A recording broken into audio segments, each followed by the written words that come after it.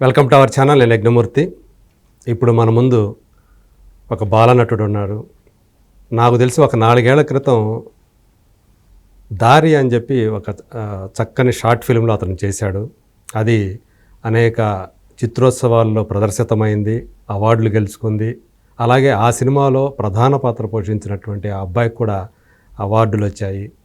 ఆ తర్వాత కాలంలో అతను సినీ నటుడిగా ఎదుగుతూ వస్తూ ఉన్నాడు. ఈ 4 ఏళ్లలో అనేక సినిమాలు, నాకు తెలిసి ఒక 70-80 సినిమాలు పైన చేసి ఉంటాడు. సో రీసెంట్గా వచ్చినటువంటి తండేల్ సినిమాలో కిట్టు అనే పాత్రలో ఆ అబ్బాయి రాణించిన విధానం అందరినీ కూడా అలరించింది, మెప్పించింది. చెప్పాలంటే 2 కీలకమైనటువంటి సన్నివేశాలని దర్శకుడు ఆ అబ్బాయి మీద చిత్రీకరించాడు. సో నాగ చైతన్యతో కలిసి నటించాడు. పాకిస్తాన్ జైల్లో చిక్కుబడిపోయినటువంటి 22 మంది భారతీయ జాలరుల్లో ఆ అబ్బాయి కూడా ఒకటిగా నటించాడు. మరి తండేల్ సినిమా ప్రస్తుతం బాక్సాఫీస్ దగ్గర చాలా మంచి ఫలితాన్ని సాధిస్తుందని చెప్పేసి మనకు వస్తున్నటువంటి రిపోర్ట్స్ చెప్తున్నాయి. అలాగే బుక్ మై షోలో ఈరోజు కూడా ఇప్పుడు మనం మాట్లాడుకునే టైం ఇది 2వ రోజు ఆ సినిమా విడుదలై చాలా మంచి బుకింగ్స్ కనిపిస్తూ ఉన్నాయి. మరి అలాంటి సినిమాలో భాగమైనటువంటి అబ్బాయి భానుప్రకాష్, హైదరాబాదులో బోరబండ ప్రాంతానికి చెందినటువంటి అబ్బాయి ఈరోజు చెప్పాలంటే బాలనటుల్లో ఒక సెన్సేషన్ అనే చెప్పాలి. మరి తండేల్ విశేషాలతో పాటు అబ్బాయి కెరీర్ ఎలా ముందుకెళ్తుంది, అసలు ఆ అబ్బాయి ఏమైనా గోల్స్ ఏమైనా పెట్టుకున్నాడా అనే విషయాన్ని ఆ అబ్బాయిని అడిగి తెలుసుకుందాం. Hi Bhanu. Hi sir. Hi. చాలా సంతోషం నాన్న, ఎందుకంటే ఈ 4 ఏళ్లలో నేను గమనిస్తూ ఉన్నాను నిన్ను. చాలా బాగా గ్రోత్ అనేది నీ కెరీర్లో కనిపిస్తుంది. మంచి మంచి పాత్రలు వస్తూ ఉన్నాయి నీకు. సో వాటన్నిటిలో కూడా అన్నీ కూడా పాత్రను అర్థం చేసుకొని అండర్స్టాండ్ చేసుకొని చాలా చక్కగా చేస్తూ ఉన్నావు. అభినందనలు. తండేల్లో కిట్టు పాత్రలో చాలా చక్కగా చేసావు. Thank you sir. అందుకు మరోసారి నీకు కంగ్రాచులేషన్ చెప్తూ, ఈ తండేల్ ఎక్స్పీరియన్స్ ఎలా ఉంది? సినిమా రిలీజ్ అయిన తర్వాత ఎటువంటి అప్లాజ్ వస్తుందంటే ఏం చెప్తావు? చాలా మంచి అప్లాజ్ వస్తుంది సార్ ఆడియన్స్ నుంచి.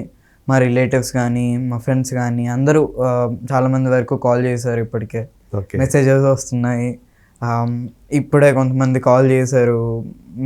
మేమే మాట్లాడుకున్నాం. ఆర్టిస్టులు కూడా నా స్కూల్ ఫ్రెండ్స్ కానీ షూట్ ఫ్రెండ్స్ కానీ మహేష్ అని ఉన్నారు కదా, మహేష్ అంటే జబర్దస్త్ మహేష్, ఆయన కూడా ఇప్పుడే కాల్ చేసి మాట్లాడారు. Very good. సో అందరం అట్లాగా మీట్ అయ్యి అందరం చాలా మంచి అప్లోడ్ అయితే వస్తుంది. ఓకే. సో మీరందరూ ఆ సినిమాలో యూనిట్ ఎవరైతే ఉన్నారో నీకు మంచి ఫ్రెండ్స్ అయిపోయారో వాళ్ళంతా కూడా? ఫ్రెండ్స్ కాదు సార్, అది ఫ్యామిలీ అంటారు. అది ఒక తండేల్ అనేది ఒక ఫ్యామిలీ. నాకు ఇప్పుడు తండేల్ అంటే అందరూ ఒక ఫ్యామిలీగా, ఒక మా నాన్నగారు క్యారెక్టర్ చేసిన వాళ్ళు కానీ, మా తాతగారు క్యారెక్టర్ చేసిన వాళ్ళు కానీ, చిరందీప్ గారు, నరేన్ గారు, అందరూ ఒక బాండ్ అనేది ఏర్పడిపోయింది. అది లాగా నాకు సెకండ్ ఫ్యామిలీ అయితే ఇచ్చింది నాకు తండేల్ అనేది. సో అంటే ఇదివరకు చేసినటువంటి సినిమాలతో పోల్చుకుంటే ఇది మరింత అలాంటి క్లోజ్నెస్ అనేది, అవును సార్, మీ కో ఆర్టిస్టులతో అలాంటి బాండింగ్ వచ్చేట్లు చేసింది అనమాట. అవును సార్. సో ఏమనిపించింది అంటే నిన్ను తెర మీద చూసుకున్నప్పుడు, స్క్రీన్ మీద అంటే వందే మాతరం అనే ఒక కీలకమైనటువంటి ఒక సన్నివేశం, ఆ జాతీయ గీతాన్ని ఆలపించేటప్పుడు, అంటే జాతీయ గీతం మీన్స్ వందే మాతరం అనేది జనగణమన తర్వాత మనకు అలాంటి గొప్ప ఇది కాబట్టి, అంటే మన దేశభక్తిని ఒక్కసారి పెంచేటువంటి గీతం అది, దేశభక్తి గీతం. సో అలాంటి పాటని నువ్వు అక్కడ తెర మీద నువ్వు పాడుతూ ఉంటే అక్కడ పాకిస్తాన్కి సంబంధించినట్టు చేసేటువంటి కొంచెం అసభ్యకరమైనటువంటి చర్యలు, అది అలాంటి ఒక సీన్ నీకు పడింది. ఆ తర్వాత మళ్ళీ దాని తర్వాత కంటిన్యూషన్ ఇంకొక సీన్ కూడా పడింది. అందరూ కూడా నువ్వేమైపోయావు అని చెప్పేసి ఆందోళన చెంది నీకోసం వెతుకుతూ ఉంటారు, నాగ చైతన్య సహా. ఇలాంటి కీలకమైనటువంటి ఒక పాత్రని తెర మీద చూసుకున్నప్పుడు ఎలా అనిపించింది? చాలా అంటే చాలా హ్యాపీగా, ఎంతో డైరెక్టర్ గారికి కానీ నాకు ఆ పాత్ర రావడానికి కారణం ఇద్దరు సార్. ఓకే. ఫస్ట్ మా మణికంఠ మామ అని చెప్పి, he was also an actor, తను కూడా ఒక యాక్టర్. ఆయన ఫస్ట్ చూసి అరే ఇలాగ ఆడిషన్ జరుగుతుంది వెళ్ళండి అనుకొని చెప్పి, నా ఫస్ట్ సినిమా, నా ఫస్ట్ షార్ట్ ఫిల్మ్ కూడా ఆయనతోటే చేశాను నేను. అవునా? ఓకే. సో అలాగా తెలుసు ఆయన. అక్కడికి వెళ్ళిన తర్వాత, నేను ఆడిషన్కి వెళ్ళిన తర్వాత కోడైరెక్టర్ గారు ఇట్లాగా వేరే కోడైరెక్టర్ గారు నరేష్ అన్న అని చెప్పి వాజ్ నా చోరు బజార్ నుంచి నాకు తెలుసు ఆయన. ఓకే. ఆయన అలా తెలిసి ఓకే ఆయన కూడా ఇలాగ చేశారు, ఇలాగ వీళ్ళిద్దరి వల్ల ఈ కిట్టు అనే క్యారెక్టర్ నాకు వచ్చింది. అవునా? అండ్ ఆ కిట్టు అనే క్యారెక్టర్ని నన్ను నమ్మి డైరెక్టర్ గారు ఇచ్చినందుకు I'm very happy sir. Okay, చాలా చాలా హ్యాపీగా ఉంది. నువ్వు చేసిన సీన్లన్నీ కూడా సినిమాలో కనిపించినా ఏమైనా ఎడిటింగ్లో పోయాయా? కొన్ని లేవు సార్. అవునా? ఓకే. షూటింగ్ ఎక్కడ జరిగింది ఇదంతా? పాకిస్తాన్ ఎక్కడ సృష్టించారు? పాకిస్తాన్ జైల్ని బిహెచ్ఎల్లో సృష్టించారు. అవునా? చాలా చూడటానికి మేము నిజంగానే పాకిస్తాన్లో కరాచీ జైల్లో ఉన్నామా లేకపోతే బిహెచ్ఎల్లో ఉన్నామా అని అనిపించేది ఎప్పుడు వెళ్ళినా కానీ. ఓకే, అంత బాగా చిత్రీకరించారు. మొత్తం షూట్స్ కూడా చాలా చాలా చోట్ల జరిగాయి sir. Udupi, Ankola, BHL, Ramoji film city, aluminium factory, ఇలా చాలా చోట్ల చేశారు. అన్ని చోట్ల కూడా నువ్వు కూడా తిరిగావు? అవును sir. Okay. Even main scenes Thandel సంబంధించి ఆ శ్రీకాకుళం ఆ సీన్లు కూడా బయట తీశారు, అక్కడ చేయలేదని చెప్పేసి వినిపించింది. అప్పుడే లైక్ రియల్ లొకేషన్స్ కాకుండా అవి కూడా సెట్ లోను అట్లా తీశారు. ఉడిపి, అంకోలాలో చేశారు సార్. ఓకే. 2-3 సీన్లు మాత్రం వైజాగ్, శ్రీకాకుళంలోనే చేశారు. ఓకే. మేజర్ పార్ట్ వచ్చేసరికి ఉడిపి, అంకోలాలో చేశారు. ఓకే. నువ్వు శ్రీకాకుళం వెళ్ళావా? శ్రీకాకుళంలో నేను లేను. ఓకే. వాళ్ళు నీ సీన్ లేవు కూడా శ్రీకాకుళం లేవు అసలు? అంటే ఉన్నా కానీ ఆ సీన్లన్నీ కూడా బయట తీసావు? అవునవును, అవన్నీ కూడా. సో ఇలాంటి ఒక తండేలు మొత్తం ఓవరాల్గా సినిమా నువ్వు ఎక్కడ చూసావు మూవీని? ఫస్ట్ అయితే మీన్స్ ఏమంటారు డబ్బింగ్ టేబుల్లో చూసాను. దాని తర్వాత చెప్తున్నావు డబ్బింగ్? ఫస్ట్ నేను చెప్పాను, దాని తర్వాత సంథింగ్ గ్లిచ్ రావడంతో వేరే వాళ్ళతో చెప్పించారు. అవునా? సో తర్వాత అయితే థియేటర్లో చూసుకున్నా. ఓకే. ఏ థియేటర్లో చూసావు?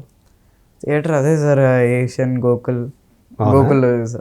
గోకుల్ థియేటర్, ఎర్రగడ్డ గోకుల్ థియేటర్ నీకు దగ్గర కాబట్టి దగ్గరని. అలాగే మాస్ థియేటర్కి వెళ్తే నాకు ఎలాగ తెలుస్తుంది కదా సార్, ఎలా ఎక్కడ అరుస్తున్నారు, ఎక్కడ ఫీల్ అవుతున్నారు. పీవీఆర్కి వెళ్తే we don't know how we acted అని, ఎలా యాక్ట్ చేసాము ఏంటి అని తెలియదు. ఎందుకంటే మాస్ పీపుల్ తక్కువ మంది ఉంటారు కాబట్టి. ఈ మాస్ పీపుల్ అయితే వాళ్ళు ఇమీడియట్ గా రెస్పాండ్ అవుతా ఉంటారు, మనకు కూడా తెలిసిపోతుంది. నువ్వు అందరికి తెలిసేటట్టే కూర్చున్నావా లేకపోతే ఎక్కడైనా చాటు? లేదు సార్, అందరి మధ్య కూర్చున్నా. అందరి మధ్యలో కూర్చున్నా కానీ నా ఇదిలో ఉన్నా, ఎవరు గుర్తుపట్టలే, ఆ ట్రాన్స్ లో ఉన్నారు అందరూ. ఓకే. నిన్న ఎవరు గుర్తుపట్టలేదా? 2-3 గుర్తుపట్టారు, ఫోటో తీసుకున్నారు. అవునా? ఎప్పుడు బయటకు మూవీ అయిపోయిన తర్వాత? ఓకే. సో మొత్తానికి కిట్టు అనే ఒక పాత్ర అయితే నీకు మంచి సంతోషాన్ని ఇచ్చింది, అంతే కదా? ఓకే. సో నాగ చైతన్య, సాయి పల్లవి వీళ్ళతో, సాయి పల్లవితో ఉందా మీకు కాంబినేషన్? లేదు కదా, చాలా తక్కువ ఉంటుంది. విలేజ్ లో కనిపించేది తక్కువే కాబట్టి. అంటే ఇంటరాక్షన్ లేదు అసలు. సాయి పల్లవితో నీకు ఇంటరాక్షన్ ఉందా? లేదు. బట్ మాట్లాడుకునే వాళ్ళం, ఆఫ్ ద స్క్రీన్ మాట్లాడుకునే వాళ్ళం. సరే, నాగ చైతన్య తోటి కలిసి మరి అన్ని సీన్లు చేశారు, జైలు సీన్లు అంతా కలిసే చేశారు. అవును సార్. ఎలా అనిపించింది? నాగ చైతన్యకి ఈరోజు ఆయన కెరీర్లో ఒక బిగ్గెస్ట్ ఓపెనింగ్ వచ్చాయని చెప్పి చెప్తున్నారు.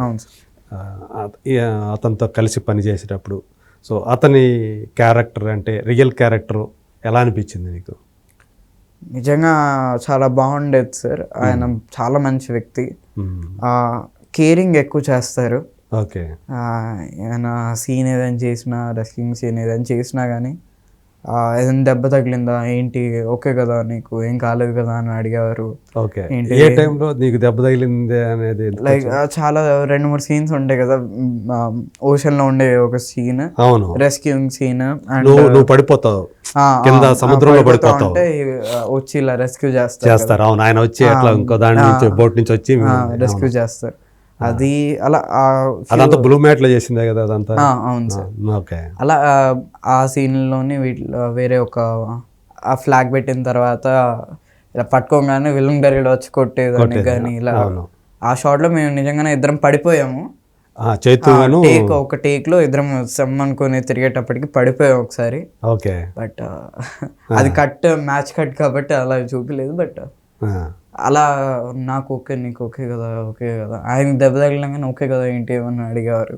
ఓకే. అలాగా ఆయనకి దెబ్బలు తగిలి అప్పుడు చిన్న మీన్స్ ఇలా ఆయన నన్ను పట్టుకొని ఇలా ఉండేసరికి ఇక్కడ కింద పడేసరికి అలా కింద ఇలా షోల్డర్ కొంచెం ఇక్కడ రబ్ అయిందా. సో ఆయన షర్ట్ వేసుకోవడం వల్ల దానికి లోపలికి ఏమీ అంత అవ్వలేదు, బట్ కింద అయితే పడ్డాం అలాగే. ఓకే. ఆ టైంలో కొంచెం కేరింగ్ ఏమైనా ఏం తగలేదు కదా. ఆ. సో కొంచెం ఏమైనా మాట్లాడే అవకాశం దొరికిందా ఆఫ్ స్క్రీన్ కూడా? మాట్లాడేవారు సార్, అంటే ఆయన ఇంట్రోవర్ట్ కాబట్టి అంత ఎక్కువగా ఏం మాట్లాడేవారు కాదు. మంచిగా ఏంటి, ఏం క్లాస్ చదువుతున్నావు, ఏంటి, ఏ స్కూల్, ఇలా నార్మల్గా క్యాజువల్ టాక్ అయితే మాట్లాడేవారు. ఓకే. అంటే మంచిగా అనిపించింది ఆయనతో మాట్లాడటం, ఆయన బిహేవియర్ అదంతా కూడా? ఆయన ఫుల్ చాలా డెడికేషన్ సార్ ఆయన. అదే. సో అంటే నువ్వు ఇంట్రావర్ట్ అన్నావు, నిజంగానే అంత అంత మౌనంగా ఉంటారా ఎక్కువ? ఎస్ సార్, బాగా అలవాటు అయితే బాగా మాట్లాడతారు సార్, అది కూడా బాగా అదే బాగా అలవాటు అయితేనే మాట్లాడతారు. అలాగా ఉంటే కొంచెం ఆయన చాలా ఇంట్రోవర్ట్ లాగా చాలా చాలా తక్కువగా మాట్లాడతారు. నీతో ఎవరితోనే అట్లాగే ఉండేవాళ్ళ? ఓకే.